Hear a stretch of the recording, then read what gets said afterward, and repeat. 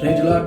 ఈ ఉదయకాల సమయంలో వేకువహారంగా మరి ప్రభు మనతో మాట్లాడుతున్నటువంటి వాక్యము రోమీయులకు రాసిన పత్రిక 6వ అధ్యాయము 3వ వచనం. క్రీస్తులోనికి బాప్తిస్మం పొందిన మనందరము ఆయన మరణంలోనికి బాప్తిస్మం పొందితమని మీరు ఎరుగురా అని ఈ యొక్క వాక్యం ద్వారా ప్రభు మనతో మాట్లాడుతున్నాడు.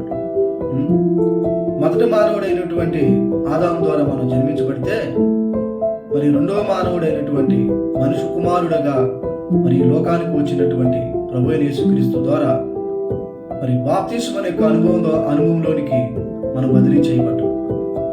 మన మరణ పునరుద్ధానపు అనుభవంలోనికి మరి మనం మార్పు చెందాం.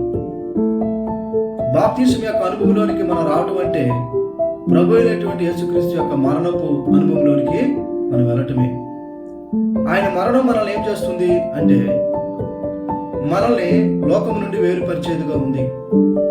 సాతాను యొక్క దురాశల శక్తుల నుంచి మనల్ని విడిపించేదిగా ఉంది.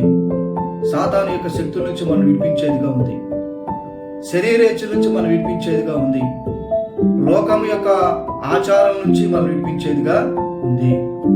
మన స్వభావం నుండి మనం విడిపించేదిగా ఉంది. మన స్వయం నుంచి మనం విడిపించేదిగా ఉంది. మన ప్రాణ జీవాల నుంచి మనల్ని ఆత్మ సంబంధమైన జీవంలోనికి బదిలీ చేసేదిగా ఉంది. కాబట్టి ప్రభునందు పరిశుద్ధులారా, ఈ యొక్క ఉదయకాల సమయం ముందు నీతోనూ నాతోనూ ప్రభు మాట్లాడుతున్నాడు. ఏమని? మరి నువ్వు క్రీస్తులోనికి బాప్తిస్మం పొందే అనుభవాన్ని నువ్వు కలిగి ఉన్నావా అని అంటున్నాడు.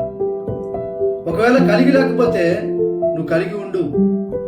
నువ్వు ఎప్పుడైతే కలిగి ఉంటావో నువ్వు దేవుని యొక్క ఐక్యతలోనికి వచ్చేవాడికి ఉంటావు. క్రీస్తుని కలిగి ఉండేవాడిగా ఉంటావు. క్రీస్తుని వ్యక్తపరిచేవాడిగా ఉంటావు. క్రీస్తును నీలో జీవించేవాడిగా ఉంటావు.